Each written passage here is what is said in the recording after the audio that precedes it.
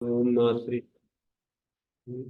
ओम असतो मा सद्गमय तमसो मा ज्योतिर्गमय मृत्योर्मामृतंगमय। ओम शांति शांति शांति।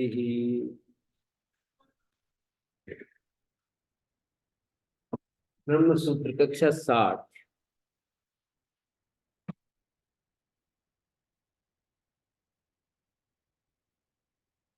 पहले पाद का और ये सूत्र चल रहे हैं। 25वां सूत्र हमने कहा था कल। छंदो विधाना नेति चेन्न तथा चेतो अर्पण आदि चेतो अर्पण निगदात तथा ही दर्शन। छंद के कहे जाने से नहीं ब्रह्म। वहां पर जो है छंद का कथन होता है। षड्विधा गायत्री व इदम सर्वम स एषा चतुष्पदा षड्विधा गायत्री। छांदोग उपनिषद का प्रसंग में ये बात आती है। छांदोग उपनिषद में ये चर्चा आती है। गायत्री व इदम सर्वम, पहले तो ये कह दिया ये सब गायत्री है। गायत्री व इदम सर्वम का मतलब इदम सर्वम उद्देश्य है, गायत्री विधेय है। इदम सर्वम जो भी दृश्यमान है, ये सब दिखाई दे रहा है, ये गायत्री है। और फिर आगे कहा सहसा चतुष्पदा षड्विधा गायत्री। चतुष्पदा है और षड्विधा है। चतुष्पदा कैसे? 4 पाद वाली और 6 प्रकार वाली। तद एतद ऋचा अभ्युक्तम, और ये कहा कि ये ऋचा के द्वारा बात कही गई है।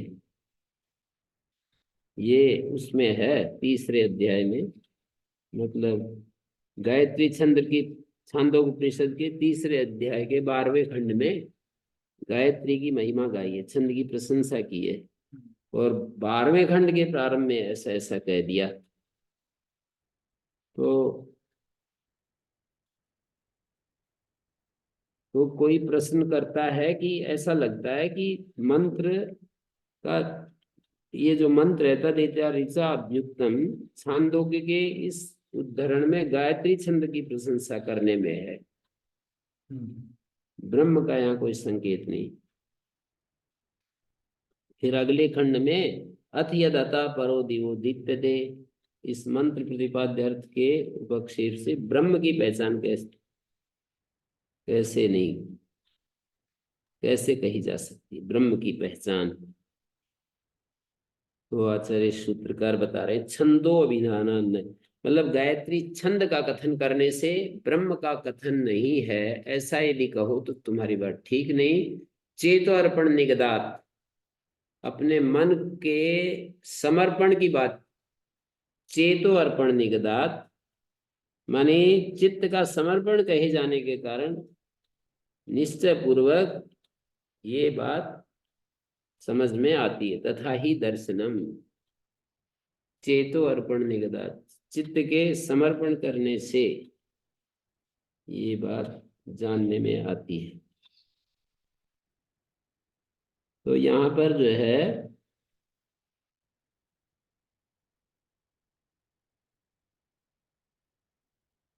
इसको जो है चतुष्पदा और षड्विधा, ये वहां पर है। गायत्री का चतुष्पाद बताए और उसका षड्विध रूप बताए गायत्री विद्या में। चतुष्पदा मतलब छांदोग उपनिषद में गायत्री विद्या में हृदय के 5 वो बताए, हृदय के 5 द्वारपाल, हृदय की रक्षा कर रहे हैं 5 द्वारपाल हैं। अथ यदता परो दिवो ज्योतिर्दीप्यते विश्वतः पृष्ठेषु सर्वतः पृष्ठेषु अनुत्तमेषु उत्तमेषु, ऐसे करके 5 द्वार बतलाए हैं। ब्रह्म जो मतलब उसके 5 द्वार पाल बताए हैं। तो इदम वाव तत् यदिदस्मिन् अंतः पुरुषे ज्योति, द्युलोक से परे ज्योति प्रकाशित है। विश्व के पिछले भागों में, सबके पिछले भागों में, ऊंचे लोकों में, जिनसे ऊंचा कोई लोक नहीं उन लोकों में, ऐसे ये हिंदी अनुवाद बता रहा हूं इसका। ये जो अनुच्छेद है छांदोपनिषद का, अथ यदता परो दिवो, द्युलोक से परे ज्योतिर्दीप्यते, जो ज्योति प्रकाशमान है, विश्वता पृष्ठेशु, विश्व के आधार में, पिछले भागों, विश्व का जो सबसे निम्नतम भाग है और वो द्युलोक से परे है, सब जगह वो एक ज्योति है, प्रकाशमान है। अनुत्तमेशु उत्तमेशु, जिससे उत्तम कोई नहीं और ऐसे उत्तम लोक। अनुत्तमेशु विशेषण है, उत्तमेशु लोकेशु इदम भाव तद यदस्मिन अंतः पुरुषे ज्योति, यही वो है ज्योति हमारे पुरुष के भीतर जो ज्योति है।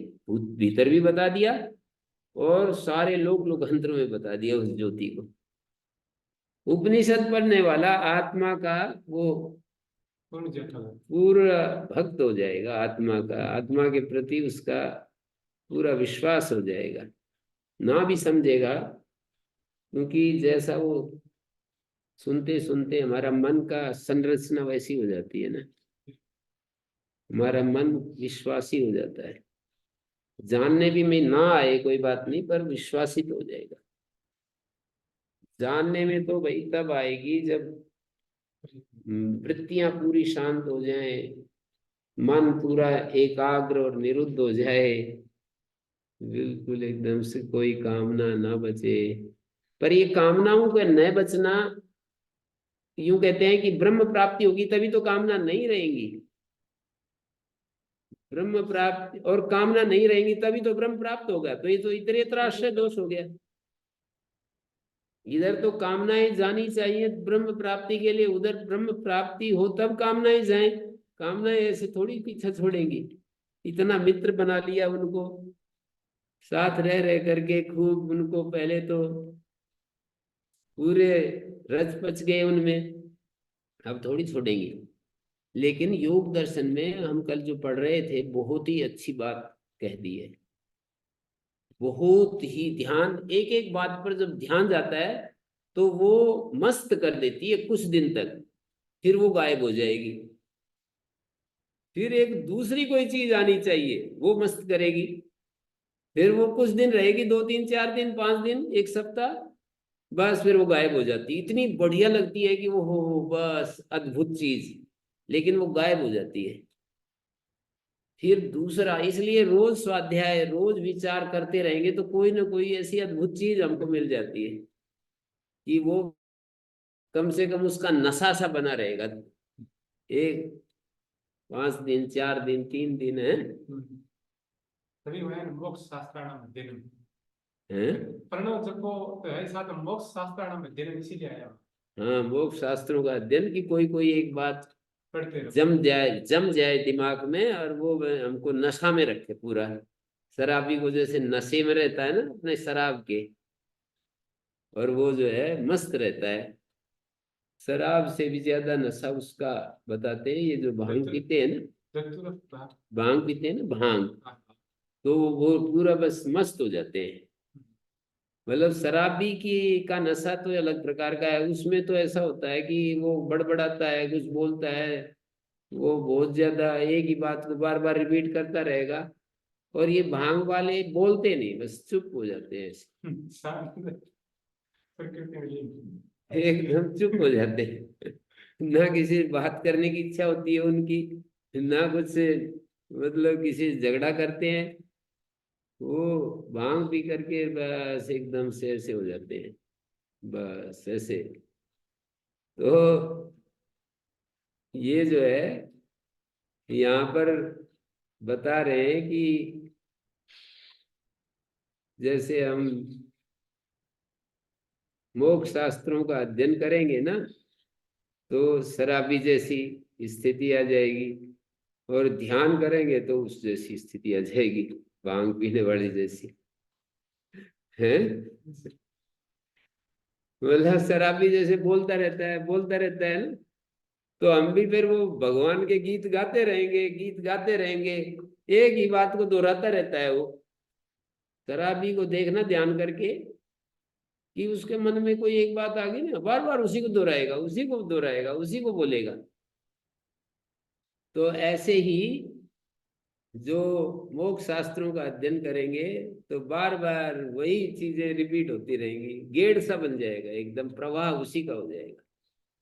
वही दूसरों को सुनाएगा, उसी पर विचार करेगा, वही बोलेगा, ऐसी स्थिति बन पैदा हो जाएगी। तो फिर क्या होगा, कुछ दिन रहेगी उसकी। नशा भी तो हमेशा थोड़ी होता है, शराब पिएगा तो वो 2 दिन में, 1 दिन में ढीला हो जाता है, उसकी अवधि है। ऐसे ही इस जो स्वाध्याय की भी अवधि है, ये भी हमें नशा जैसा रखता है। लेकिन ये 24 घंटे कर दे तो बहुत अच्छी बात है। कोई कोई अच्छी शराब आ जाए तो फिर वो 3-4 दिन नशा करेगी। तो ऐसे ही ये भी कोई कोई एक वाक्य बहुत ही बढ़िया चाहता है तो 3 दिन, 4 दिन, 5 दिन ऐसे नशे में रखता है, बिल्कुल एकदम। आदमी जो है ना, आप सबका अनुभव है ये, किसी एक का अनुभव नहीं है। सब कहेंगे कि जी हाँ, कभी कभी तो बहुत ही एक एक शब्द ही हमको कई दिन तक एकदम उत्साह देता रहता है और बुद्धि को एकदम निर्मल रखता है, शांत रखता है। तो उसको जो है ना, फिर दूसरा है, एक शब्द ले ले लो, फिर स्वाध्याय कर तो रहोगे, ऐसे ढूंढने से नहीं, अचानक अपने आप आ जाता है। तो दिमाग बड़ी स्थिर होता है। हाँ, दिमाग जाकर के स्थिर हो जाता है। ऐसे नहीं कि मैं ढूंढूंगा ऐसा शब्द, ऐसा ढूंढूंगा। आप करते रहो। जैसे कि वो हमारे गुरुजी ने एक बात बताई थी कि मैं जब वो था, वैद्य था, तो रिवाड़ी में मैं एक दिन आ रहा घूम करके जंगल से, जंगल में जाते थे रोजाना घूमने। तो मैं आ रहा तो 2 साधु मिले। तो वो बोले कि आप यहाँ कोई सोमदेव वैद्य रहता है? तो बोले हाँ।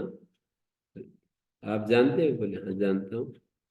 तो बोले कि मिला सकते हैं? बोले हाँ, मिला मिला देंगे। वो स्वयं ही तो बात कर रहे हैं। वो बोले कि चलो साथ ले चलता हूँ। तो उनको साथ लेते गए, चलते गए, चलते गए, घर में जाकर के खड़े हो गए। फिर बोले जी हमें सोमदेव वैद्य जी से मिलना है, आप हमें हमें मतलब उनसे मिलाओ। आप तो यहाँ आकर के खड़े हो गए। तो बोले कि कितने जल्दी मिलना चाहते हो? बोले बहुत जल्दी मिलना चाहते हैं, अभी जैसे। तो बोले मेरे कोई कहते हैं मिल लो। अभी मिलो। तो फिर बोले रात को माता जी ने, वो माता जी कहते थे उनको, अपनी श्रीमती जी जिनसे विवाह हुआ था ना, उनको माता जी कहते थे। बोले माता जी ने फिर, मतलब मैंने अपने आंखों से सुना ये सब दृष्टांत। बोले माता जी वो वहीं बैठी थी। बोले माता जी ने भोजन बनाया, रात को बहुत ही आनंद आया, ऐसे ऐसे सुनाते गए। तो बहुत ही आनंद आया। तो मैंने कहा माता जी को, देखो चुग्गा डालते हो, डालते रहो, डालते रहो, कोई हंस भी आ जाता है फिर उसमें है। छांट छांट करके कि हंस को चुग्गा डालेंगे तो बड़ा मुश्किल है? ऐसे ही वाक्य होगा। ऐसे ही वाक्यों का है कि छांट छांट करके, मैं तो भाई वो एक वाक्य छांटूंगा, ऐसे नहीं होता है। आप स्वाध्याय करते रहो, कोई ना कोई वाक्य उसमें आ जाएगा, कोई ना कोई आपकी प्रकृति के अनुसार आपको ऊपर उठाने वाला एक शब्द मिल जाएगा, एक वाक्य मिल जाएगा। और वही आपको, वो वाक्य यदि पूरे जीवन भर आपको उसमें रखे, एकदम उसमें पूरी प्रवाह में रखे, तो बहुत अच्छी बात है। पर वैसा होता नहीं है, उसकी शक्ति कम हो जाती है, धीरे धीरे क्षीण हो जाती है उसकी शक्ति। फिर दूसरा वाक्य, फिर दूसरा वाक्य, ऐसे चलना पड़ता है। तो कोई बात नहीं, इसका नेचर समझ लिया कि ये वाक्य भी भाई थोड़े दिन नशा करते हैं फिर चले जाते हैं। तो आप भी लगे रहो, कोई ना कोई मिल जाएगा। तो जैसे उस साधु की मैंने बात सुनाई, ये जो चुग्गा डालते हैं ना इनको, पक्षियों को, तो वो ऐसे ही मैं इसको उसमें भी लेता हूँ कि भाई ब्रह्मचारियों को पढ़ाते रहो, इसमें कोई स्वामी रामदेव जी जैसा, कोई आचार्य सत्यजीत जी जैसा भी आ जाता है ऐसे कहेंगे ना, कोई तेजस्वी ब्रह्मचारी भी आ जाता है, कोई साधारण भी रहता है। तो पानी पिलाते रहो, प्याऊ वाले को ये कहा जाता है कि पानी पिलाते रहो, कोई बहुत अच्छा भी आ जाएगा पानी पीने वाला जो आपका ही उद्धार कर देगा। तो ऐसे ही गृहस्थियों को अतिथि यज्ञ की भी बात कही जाती है कि अतिथि यज्ञ करते रहो करते रहो। कोई कोई एक ऐसा आता है कि वही तुम्हारे, मतलब आप तो स्वभाव में अतिथि कर रहे हो, छांट छांट के आप अतिथि यज्ञ करोगे तो नहीं बनेगी बात। आप करते रहो बिना छांटे ही, कोई उनमें ही आ जाएगा, उस प्रवाह में कोई आ जाएगा। तो ये सारी बातें मैंने प्रसंगवश आपको कही, बहुत ही अच्छी बातें ये। तो वो जो है ना, हमारे को इसमें कहा विश्व के पिछले भागों में, सबसे पिछले भागों में, ऊंचे लोकों में, जिनसे ऊंचा कोई नहीं ऐसे लोकों में वही एक ज्योति है। तो ज्योति पद से ना इस सूत्र में 24वें सूत्र में ज्योतिष चरणा विधाना, ज्योति परमात्मा का वाचक, क्योंकि उसके जो जहां से जहां पर इस ज्योति का वो बखान है, वो ऐसे शब्द मिल रहे हैं कि वो ज्योति सर्वत्र फैली हुई है और फिर हमारे हृदय में भी फैली हुई है। ऐसे भी उसमें आया है कि हमारे हृदय में भी वो ज्योति है। इदम वावतद यदि तस्मिन् अंतः पुरुषे दीप्यते, वो हमारे अंतः पुरुष में भी प्रदीप्त हो रही है। तो फिर ये आगे चल करके ये आ गया छंदो विधाना, मतलब वो तो गायत्री छंद का विधान है, आप उसको ब्रह्म पर बता रहे हो, कैसे बता रहे हो? तो बोले नहीं, वो ब्रह्म ही है, गायत्री को, ब्रह्म को गायत्री के रूप में वर्णन किया है। और वो चतुष्पाद है, वो षड्विधा है, और वो चित्त जो उसमें लगा देता है, फिर उसका उसका पूरा आभास मिल जाता है उसको, जो चित्त को उसके साथ योग कर देता है ना, तो उसका आभास मिल जाता है। तो फिर आगे आया, बोले कि भूतादि पाद व्यपदेश उपपत्तेश एवं, सूत्रकार इस व्यवस्था की पुष्टि के लिए एक और हेतु दे रहे हैं। माने भूतादि पादों का कथन युक्ति युक्त होने से, भूतादि पाद व्यपदेश उपपत्ते, भूतादि पादों की व्यवस्था की उपपत्ति के कारण, भूतादि पाद व्यपदेश, पादों का जो व्यपदेश है, कथन है, व्यपदेश शब्द का मतलब यहाँ पर कथन, भूतादि पाद व्यपदेश 26वें सूत्र में कहा भूतादि पाद व्यपदेश उपपत्ति, उसकी उपपत्ति के चलते छांदोग में तावानस्य महिमा तो ज्यायस्य पुरुष, पुरुष के मंत्र को उद्धृत किया है। गायत्री के भूतादि 4 पाद, वो आप पूछ रहे थे 4 पाद कौन से हैं, तो यहाँ आ गया ना भूतादि पाद कौन से हैं वे।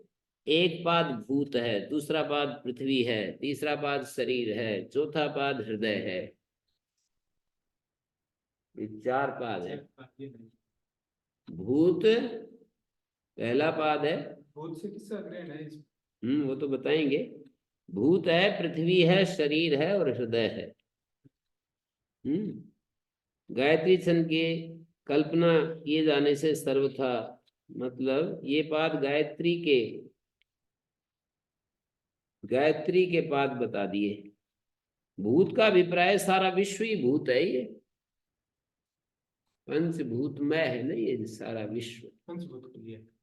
हाँ, तो ये सारा विश्व ही ले लिया भूत शब्द से। गायत्री पद से ब्रह्म संपूर्ण संसार में अंतर्यामी रूप से व्याप्त है, ये कहना चाह रहे हैं। गायत्री के द्वारा इस विश्व में अंतर्यामी रूप से सर्वत्र ब्रह्म व्याप्त है। गायत्री का एक पाद हो गया ये भूत जगत, माने पांच भौतिक जगत, सारा जगत जो है वो इस शब्द से कह दिया। तो फिर क्या हुआ, इसको ब्रह्म का एक पाद कहा है, हमें ब्रह्म के उस पाद तक पहुंचना है जहां उसका साक्षात्कार होता है, ये ब्रह्म का एक पाद हो गया। उसका दूसरा पाद है भूत के बाद पृथ्वी, माने सारे विश्व की उपेक्षा कर प्राणी के आधारभूत जो पृथ्वी है उसकी ओर आकृष्ट होता है। ये पृथ्वी कितना वो हमें अन्न फल फूल पैदा करके देती है, कितना ये सहन करती है, इसमें कितना कीचड़ पत्थर इतनी व्यर्थ की चीजें इसमें डालते हैं और सबको हजम कर जाती है, सबको गलाकर मिट्टी बना देती है। कुछ कुछ बहुत बेकार चीजें डालते हैं तो भी पृथ्वी तो उसको देर लगेगी पर लाखों साल में कर देगी काम। जैसे पन्नी और ये सब वेस्ट मटेरियल है ना, जो कि गलता नहीं जी धीरे से, प्लास्टिक आदि, तो उसको भी पृथ्वी टाइम लेगी, लाखों साल में तो कर देगी उसका भी सफाया। तो कितनी जबरदस्त चीज है ना पृथ्वी, कि सब कुछ इसमें डालो, कूड़ा करकट डालो, कितनी क्षमा से भरी हुई है, सहनशील है, और भूत सभी प्राणियों का पालन पोषण करती है। वेद में पृथ्वी सूक्त आता है, अथर्ववेद में, तो उसमें इतनी पृथ्वी की महिमा गाई है कि सानो भूतस्य भव्यस्य पत्नी उरुम लोकम यह कृणोतु, ऐसे ऐसे कुछ मंत्र है कि वो समस्त प्राणियों की रक्षा करने वाली है, और सानो भूतस्य भव्यस्य आगे आने वाले संसार की भी रक्षा करने वाली है, हमारे लोगों की रक्षा करे, उनको सबको विस्तार दे, हमारे हृदय को फैलाव दे दे। तो यहाँ पर पृथ्वी उसका दूसरा पाद है, आधारभूत है ना, प्राणियों का आधारभूत, सारे विश्व से अलग हट करके प्राणी पृथ्वी की ओर आकृष्ट होता है, पृथ्वी उसका दूसरा पाद है। तो उसके साक्षात्कार का आधार नहीं है, इसकी भी उपेक्षा कर जिज्ञासु का आकर्षण शरीर पर होता है। पहले तो जगत पर था, फिर पृथ्वी पर आ गया, फिर अपने शरीर पर आ गया। बाकी भाई गायत्री का ये तीसरा पाद है शरीर, और इस शरीर से शरीर गायत्री वाद से ब्रह्म का तीसरा पाद हो गया। लेकिन ये भी साक्षात्कार का आधार नहीं है, ये भी तो चौथा पाद बता दिया हृदय, यहां पर ब्रह्म का साक्षात्कार हो। ब्रह्म जो है ना वहां भी व्याप्त है, भूत में भी और पृथ्वी में भी और शरीर में भी, लेकिन उसका अनुभव तो हमारे हृदय में होता है। जब हम शांत हो जाते हैं, अपनी वृत्तियों का निरोध कर देते हैं, सारी उछल कूद हमारी बंद हो जाती है, सहज हो जाते हैं, तो हमारे भीतर उस ब्रह्म का, जो गायत्री का चौथा पाद है हृदय, वहां उसका साक्षात्कार होता है।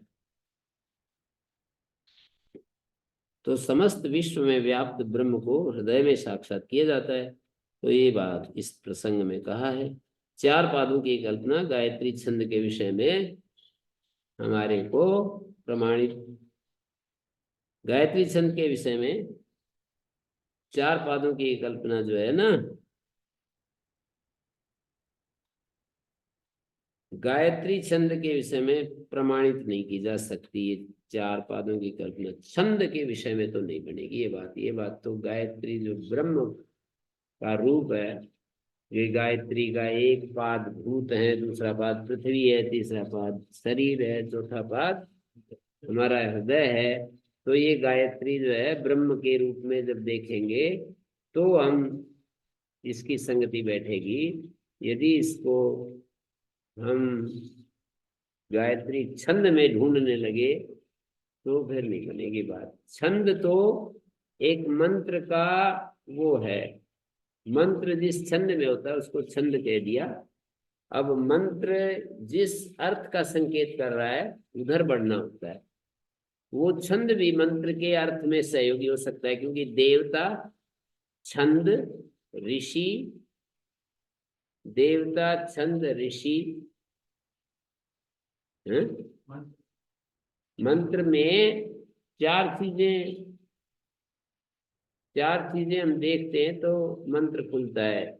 मंत्र का देवता क्या है, मंत्र का ऋषि क्या है, मंत्र का छंद क्या है।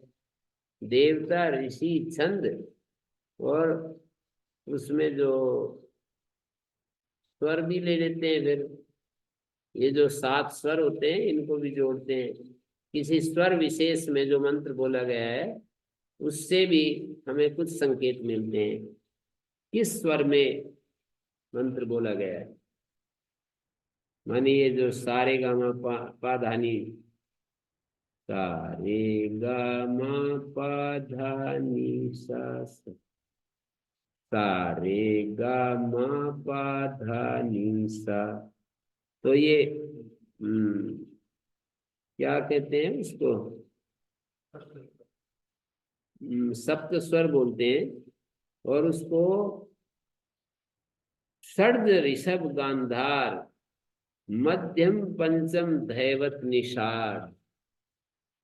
षड्ज ऋषभ गांधार मध्यम, चौथा हो गया। षड्ज ऋषभ गांधार मध्यम पंचम धैवत निषाद। पंचम 5वां हो गया, धैवत और निषाद ये 7 स्वर हो गए। तो ये भी मंत्र के अर्थ को खोलने में सहयोगी होते हैं, और छंद भी सहयोगी होता है, और देवता भी और ऋषि भी। ऋषि जो है, जितना शुद्ध पवित्र अंतःकरण होगा, हमारा शुद्ध पवित्र अंतःकरण होगा, उतना ही हम वो मंत्र के ऋषि से तादात्म्य कर सकेंगे। और वो मंत्र का ऋषि जो देवता का साक्षात्कार किया ना, उस देवता का हम जब उस मंत्र के ऋषि के साथ साक्षात्कार होगा, तादात्म्य होगा, तो उस मंत्र जिस ऋषि ने देवता को अनुभव किया वो देवता हमारे को भी प्रकट हो जाएगा। जैसे आप यूं समझ सकते हो कि शिव संकल्प मंत्र होते हैं। तन्मे मना शिव संकल्प, यज्जाग्रतो दूरमुदय दैवम तदुसुप्तस्य तथैवैति दूरंगमम ज्योतिषाम ज्योतिरेकम तन्मे मनः शिव संकल्पमस्तु। तो ये एक मंत्र है, इस मंत्र का देवता मन है, इस मंत्र का ऋषि शिव संकल्प है।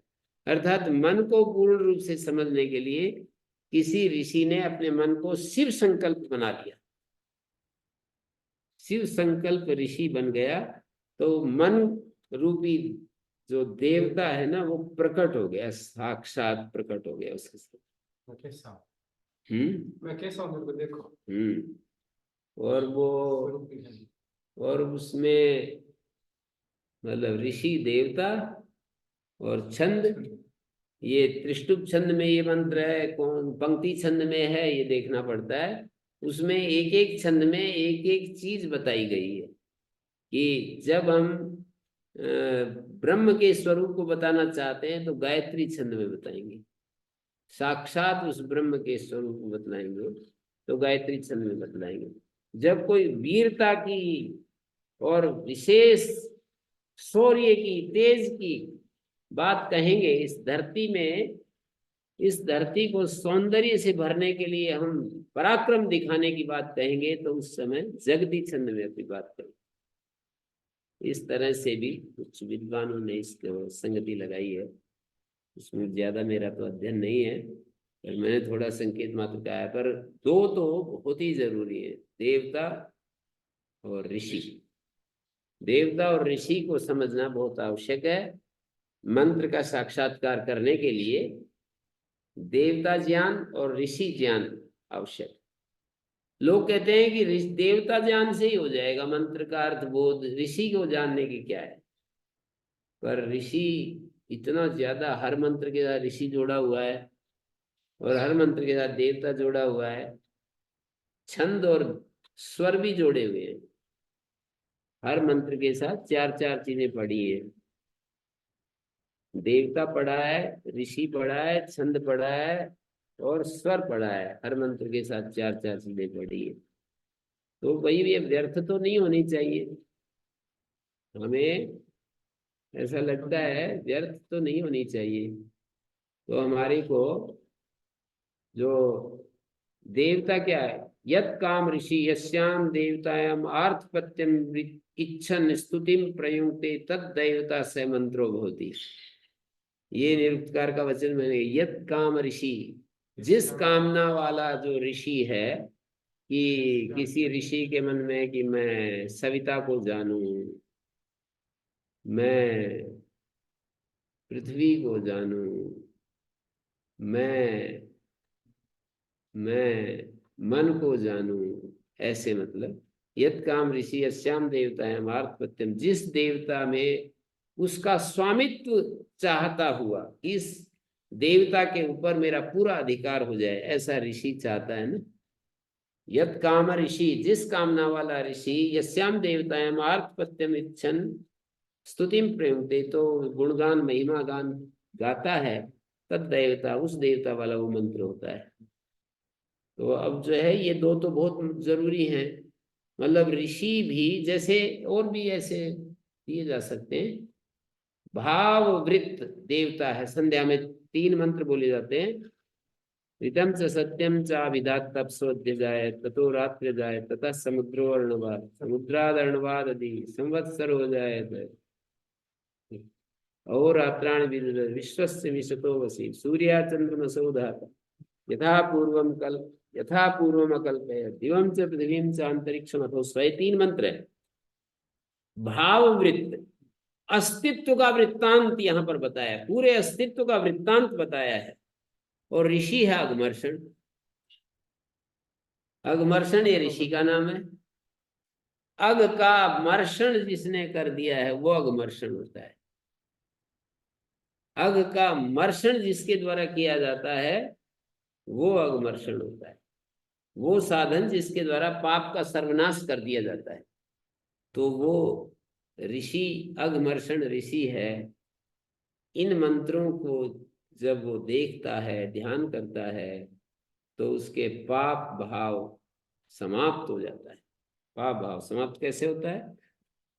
कहेंगे पाप भाव ऐसे होता है समाप्त कि हमारे अंदर पाप का उदय कैसे होता है?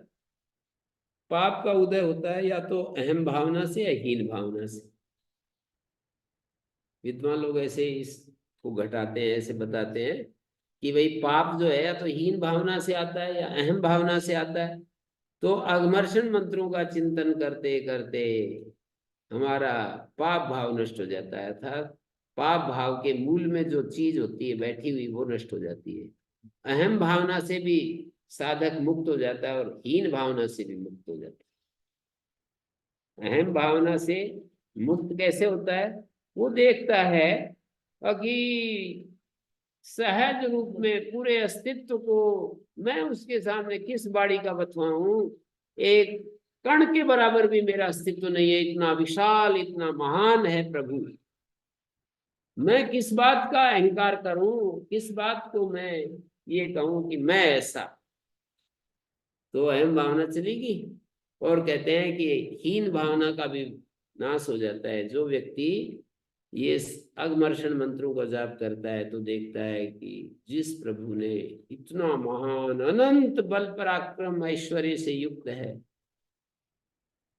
सारे ऐश्वर्य उसी के ऐश्वर्य हैं, ऐसा प्रभु मैं यदि एकदम हृदय से 100% उसके समर्पित हो जाता हूं, तो वो मेरे लिए जो आवश्यक है वो सब उपलब्ध करा देता है और मैं पूर्ण हो जाता हूं, मैं एकदम से सहज हो जाता हूं। तो मैं क्यों घबराऊं? मतलब हीन भावना के लिए भी मेरे ऐसे मेरे प्रभु, ऐसे मेरे स्वामी है, मालिक हैं, जिसने बात बात में ऐसे लोक लोकांतरों को रचना कर डाली। तो तेरे को तेरा उद्धार करना उसके लिए क्या कठिन है? ऐसे भक्त सोचते हैं। जैसे उन्होंने ये सारी सृष्टि बनाई, इसको चला रहे हैं, अंत में लीन भी हो जाएगी। केवल संकल्प मात्र से सब कुछ हो जाता है। भगवान के संकल्प मात्र से ये सृष्टि इस रूप में आ जाती है। संकल्प जो गुण है वो प्रकृति का है या फिर आत्मा का इसका मतलब है, मतलब सत्पुरुषोत्तम का आएगा या केवल संकल्प शुद्ध रूप वाले का? ऐसा है तो आत्मा में कोई गुण नहीं है। यदि आप तात्विक दृष्टि से देखना चाहते हैं तो आत्मा तो निर्गुण है, निर्लेप है, निरंजन है, शुद्ध तत्व है। पर जो शुद्ध आत्म तत्व है ना, शुद्ध आत्मा जिसको कहते हैं, शुद्ध आत्मा मतलब शुद्ध बुद्धि। शुद्ध आत्मा का मतलब शुद्ध बुद्धि। शुद्ध बुद्धि में शिव संकल्प पैदा होते हैं, और अशुद्ध बुद्धि में अशिव संकल्प, और शुद्ध बुद्धि में शिव संकल्प। ऐसा मुझे कहना चाहिए। जब हमारी बुद्धि शुद्ध होती है, शांत होती है, स्थिर होती है, तो शिव संकल्प, और अशुद्ध होती है, अशांत होती है, तो फिर तो जो ज्ञान गुण है वो भी बुद्धि का ही रहेगा, आत्मा का नहीं है। हाँ, ज्ञान तो प्रकृति का ही है सारा। ज्ञान स्वरूप जो आत्मा है ना, वो जन्य ज्ञान नहीं है, वो तो स्वाभाविक ज्ञान है, जन्य नहीं है वो। पर जो भी ज्ञान जन्य होता है वो तो फिर वो पृथ्वी, छूट जाता है, वो तो लेकिन फिर स्वाभाविक ज्ञान तो रहता ही है। स्वाभाविक ज्ञान में विशेषता नहीं होती। अच्छा, ये एक अलग चीज है। स्वाभाविक ज्ञान जो होता है वो निर्विशेष होता है, सब में होता है, समान होता है, उसमें कोई फ्लक्चुएशन नहीं है, कम बत्ती नहीं होता है। और उसमें मेरे में कम होगा, आप में ज्यादा होगा, ऐसे नहीं। स्वाभाविक ज्ञान की उपस्थिति समान रूप से है सब में। केवल हम कितना उसके प्रति उद्घाटन होता है उतना हमारे में वो उसका प्रवेश हो जाता है। जितना हम उद्घाटित होते तो हैं। फिर मुक्त अवस्था में फिर स्वाभाविक ज्ञान से आनंद होता होगा। हाँ, वो तो अब आपको क्या बताएं मुक्त अवस्था में क्या होता है। वो तो अलग अलग आचार्य अलग अलग व्याख्या करते हैं। आचार्य शंकर से पूछेंगे तो क्या भोगने की बात रह गई अब। जब हम ब्रह्म स्वरूप हो गए तो भोगना खत्म। में आत्म स्वरूप ही हो गए। मेरे सिद्धांत से पूछोगे तो वो ये कहेंगे कि जीव हमेशा बना रहता है, वो घूमता है, ठीक है, आनंद लेता है अपने स्वाभाविक ज्ञान के आधार पर, और सर्वत्र भ्रमण करता है, सिद्धों से मिलता है, सारी सृष्टि को देखता है। अब आपको देखना है कि आपको कौन सी पैथी ज्यादा आकर्षक लगती है, कौन सी पैथी से आपको समाधान मिलता है, कौन सी पैथी आपको एकदम आह्लादित कर रही है। तो ठीक है, किसी को तो ये पैथी महत्वपूर्ण लगेगी। कौन सी पैथी? कि भाई मुक्ति में आनंद भोगता है, भ्रमण करता है, लोक लोकांतरों को देखता है, सिद्धों से मिलता है, सबके दर्शन करता है। किसी को कहा रे इतना झंझट छोड़ के तो वहां गए हैं, फिर भी वही काम करना है। तो ये रुचि प्रकृति अलग अलग होती है। किसी की रुचि है इस तरह से देखना, शास्त्रार्थ करना, समझाना, समझना, तो उसको इन्हीं चीजों में रुचि, इंटरेस्ट रहेगा। और केवल जो आत्मस्थ होना चाहते हैं, शांत होना चाहते हैं, वे अपने शांत स्वरूप में रहते हैं, और शांत स्वरूप में रहते हुए ही अपने जीवन को, मतलब शांत रहते रहते ही सब जो कोलाहल है उसको शांत करते जाते हैं, नाम रूप को छोड़ते जाते हैं, सारी इकट्ठी की हुई चीजों को छोड़ते जाते हैं, केवल हो जाते हैं। केवल होने के बाद कुछ भी नहीं बचा, केवल ज्ञान मात्र, चैतन्य मात्र बच जाता है। ये उपनिषदों की दृष्टि है। और महर्षि दयानंद भी, चूंकि एक हम ऋषि जैसे देखते हैं ना, ऋषि हैं वो भी, तो उनकी दृष्टि आप ये कहोगे कि ये विरोध कैसे हो गया। विरोध कुछ नहीं है, अलग अलग लेवल पर हो सकती है चीजें। महर्षि दयानंद ने किसी एक लेवल की बात कही है, कोई दूसरे लेवल की भी बात हो सकती है, तीसरे लेवल की बात हो सकती है। तो इस तरह से देख रहे हैं सभी ज्ञानी पुरुष। एकम सद्विप्रा बहुधा वदंती, एक सत्य को ज्ञानी लोग अनेक रूपों में देखते हैं। तो महर्षि दयानंद की दृष्टि ऐसी है, तो सबकी ऐसी ही हो जाए ऐसा तो मुश्किल है, कठिन है, नियर टू इम्पॉसिबल। ये तो नहीं हो पाएगा। हम अपने को निर्विकार कर सकते हैं, हर व्यक्ति निर्विकार कर सकता है, ये संभव बात है यदि वो चाहे। हर व्यक्ति निर्विकार हो सकता है यदि वो चाहे, जो जो चाहता है वो वैसा हो जाता है, जो जो चाहेगा वैसा वो हो जाएगा। तो ये हमारे को देखना है। तो ये बात तो हमारे इस कथन में बार बार रोज रोज आ ही जाती है। भक्त लोग पूछेंगे कि ये मुक्ति में क्या होता है, हैं? मतलब यहाँ जैसी स्थिति होती है वैसी ही मुक्ति भी हमारे विचार के अनुसार हमें मिलेगी। यदि हम इस चीज में रुचि रखते हैं कि सृष्टि को देखें भालें, तो हमें ऐसी मुक्ति मिल जाएगी। यदि हम शांत रहना चाहते हैं तो मुक्ति शांत ही होगी, है। महर्षि सिद्धांत की मुक्ति तो ऐसी है कि वो अब भी घूम रहे, देख रहे हैं, हो सकता है यहाँ भी हमारी बातें सुन रहे हो। ये तो महर्षि सिद्धांत की मुक्ति है। कभी वो सूर्य लोक में जाते हैं, कभी चंद्रमा में जाते हैं, कभी और लोक में जाते हैं, कभी सिद्धों के दर्शन करते हैं। सारी सृष्टि के विभिन्न जो विविधताएं हैं उसको देखते हैं, अलग अलग जो रूप हैं, नाम हैं, अलग अलग फल फूल हैं उनको देखते हैं, और बस सहज रहते हैं। किसी तरह की अतिरिक्त कामना उनमें नहीं उत्पन्न होती, हमेशा वो अपने आत्म स्वरूप में रहते हैं, कामना उत्पन्न नहीं होती उनमें। तो ये तो उनकी ओम कहानी प्रणाम गुरुजी। जी। जब मैं बद्रीनाथ में थी और गंगोत्री में भी कुछ महात्माओं ने आकाश में सुबह के 2:30-3 बजे से कुछ ज्योति आकाश में उड़ती हुई देखी थी। जी जी, नहीं ये तो तो सृष्टि ये अनंत वही है। लोग होंगे, अनंत ये वही चीजें अनंत। होंगी, वही आत्माएं होंगी। वो ज्योति जो है बहुत प्रकाश जैसे लेकिन ये ज्योति भौतिक रूप ज्योति में, नहीं अग्नि के होती रूप है। में।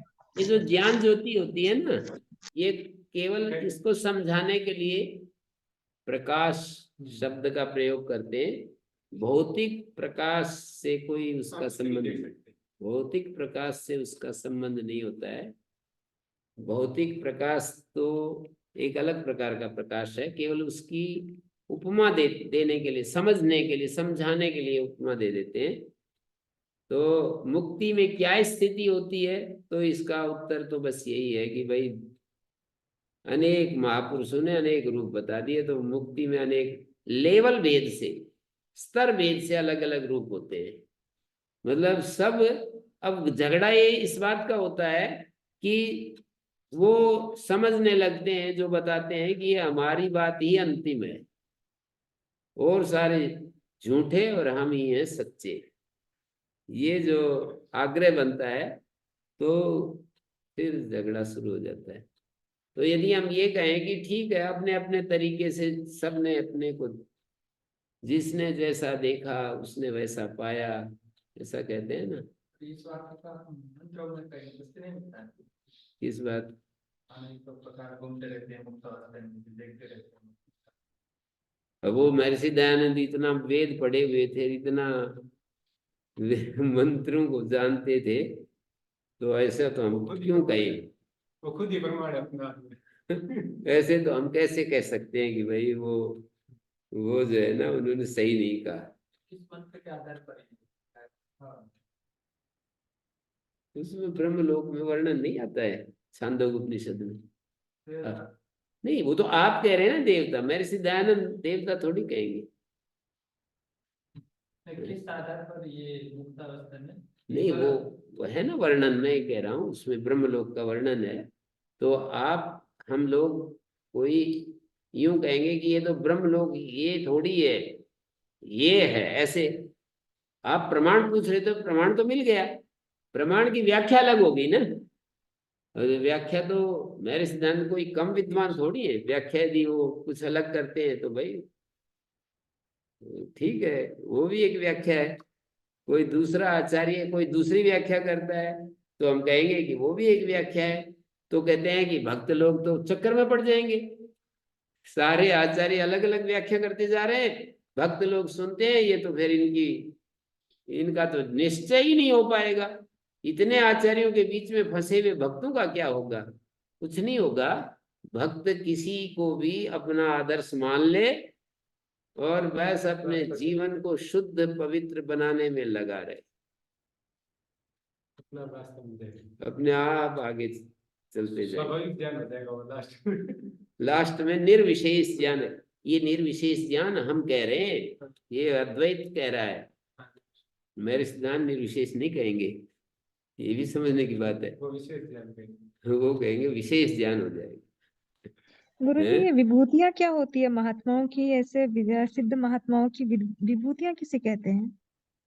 विभूतियां माने असाधारण ऐश्वर्य की प्राप्ति, जो जो सामान्य लोगों में नहीं होता है। असाधारण जी। ऐश्वर्य की प्राप्ति होना, आकाश गमन, और एक ही साथ 10 जगह वही व्यक्ति एक ही काल में उपस्थित हो जाए, अंतर्धान हो जाए, अभी दिख रहा है एकदम गायब हो जाए, और पानी के ऊपर ऐसे चले जैसे कि भूमि पर चलता है, और इतना सूक्ष्म जैसे कि पत्थर में, शिला में एकदम प्रवेश कर जाए। तो ये सारी विभूतियां इसमें योग दर्शन में तीसरे पाद में बताई हैं, और उन विभूतियों से अपना कुछ लेना देना नहीं है।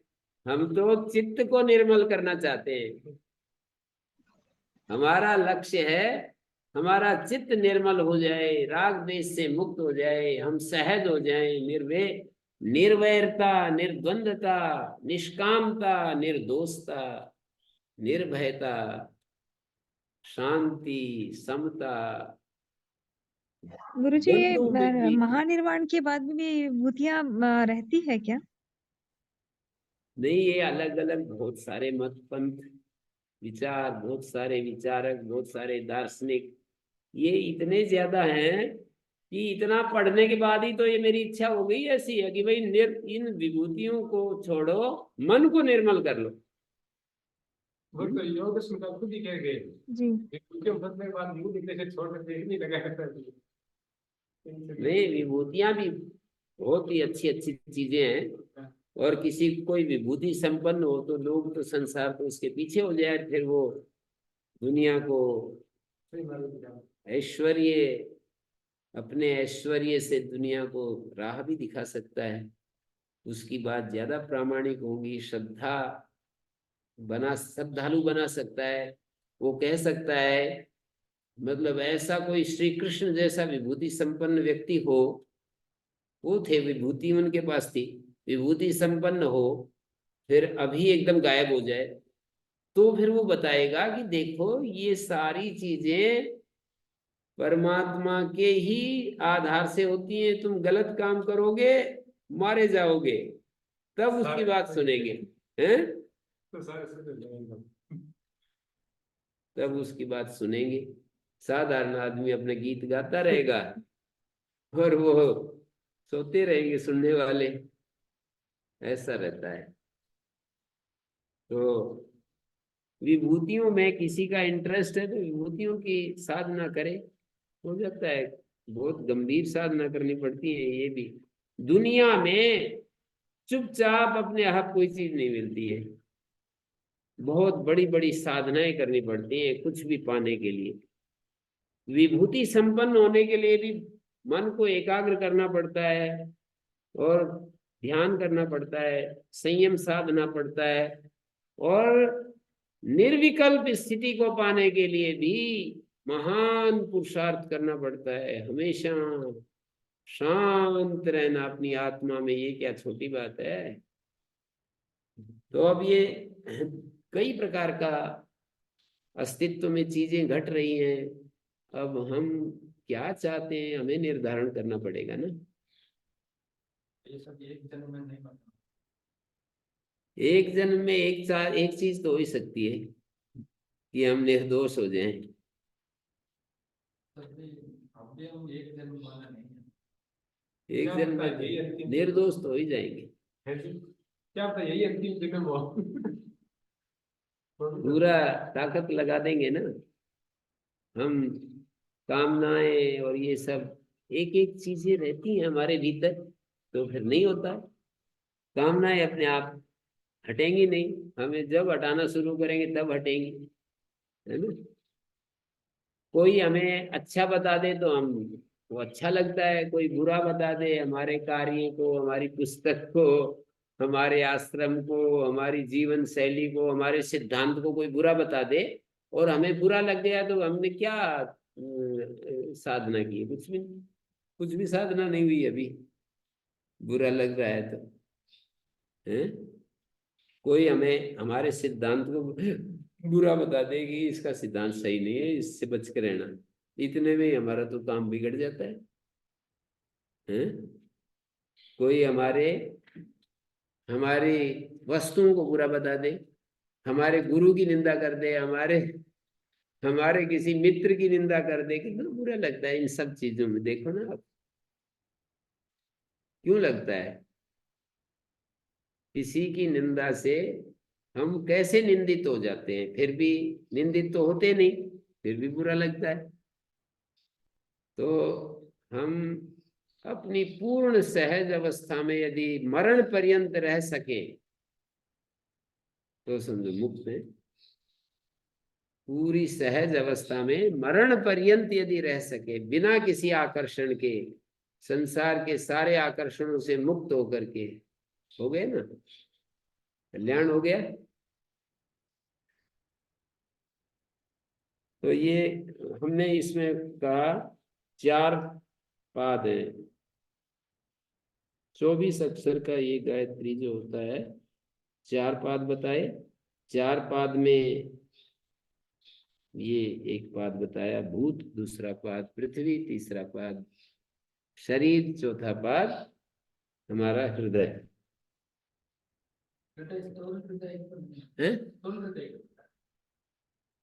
हृदय तो वही है, ज्ञान का आधार, हमारा जो शुद्ध बुद्धि है उसको हृदय कहते हैं।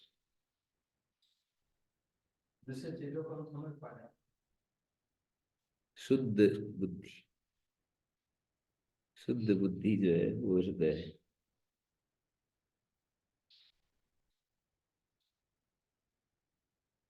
तो ये जो है भूतादि व्यपदेश उपपत्तेश्च एवं,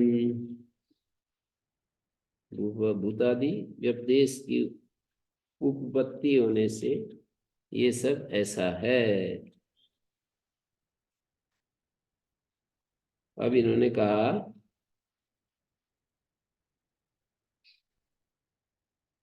कि शिष्य आशंका ये करता है कि छांदोग्य प्रसंग के विषय में आपने जो समझाया, गुरु से कहता है तो उसे ग्रहण करने, या हमने ग्रहण करने का प्रयास तो किया, पर जहां पुरुष सूक्त के मंत्र को उद्धृत किया वहां त्रिपादस्यामृतम दिवी ऐसा वचन मिलता है।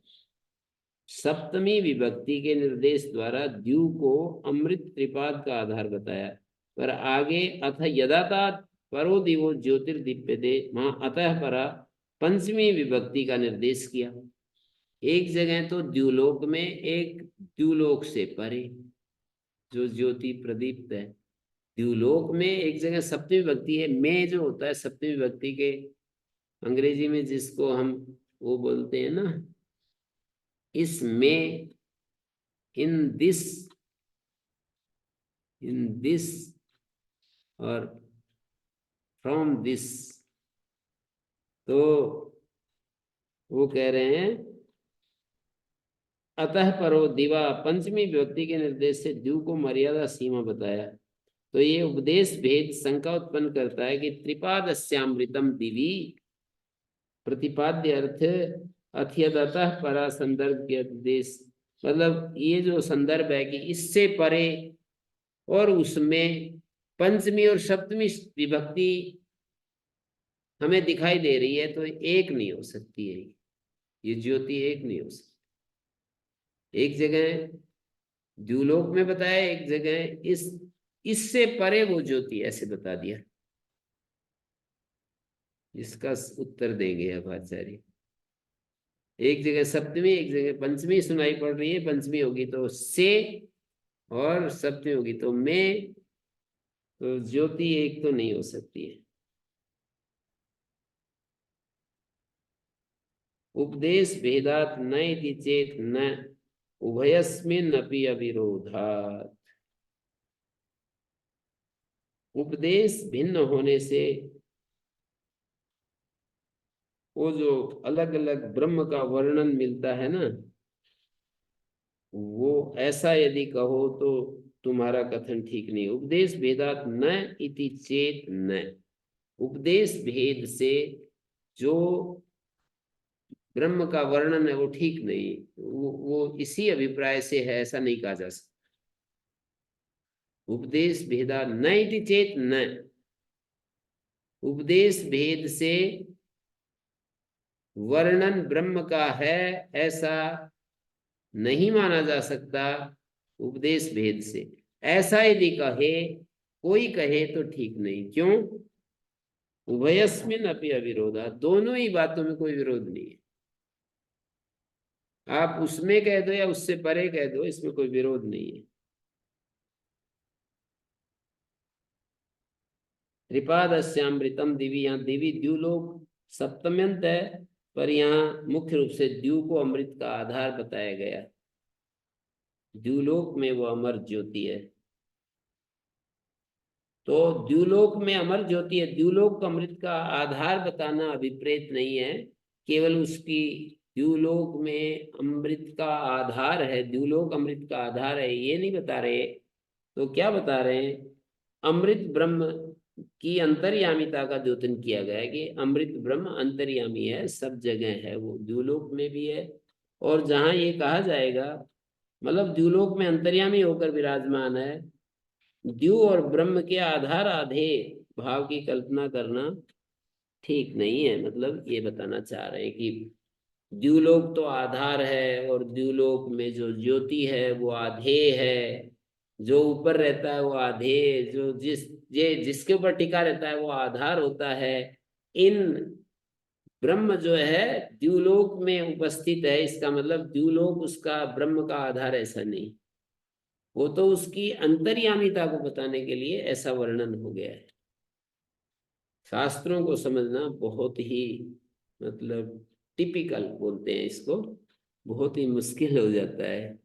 और दूसरी तरफ जो पंचमी विभक्ति है, अथ यदता परो दिवा, हृदय स्थित ब्रह्म के 5 द्वारपालों का वर्णन किया। 5 द्वारपाल 5 प्राण हैं, और हृदय स्थित ब्रह्म के साक्षात्कार के लिए उपासना विधि में इन प्राण रूप 5 द्वारपालों का उपयोग है।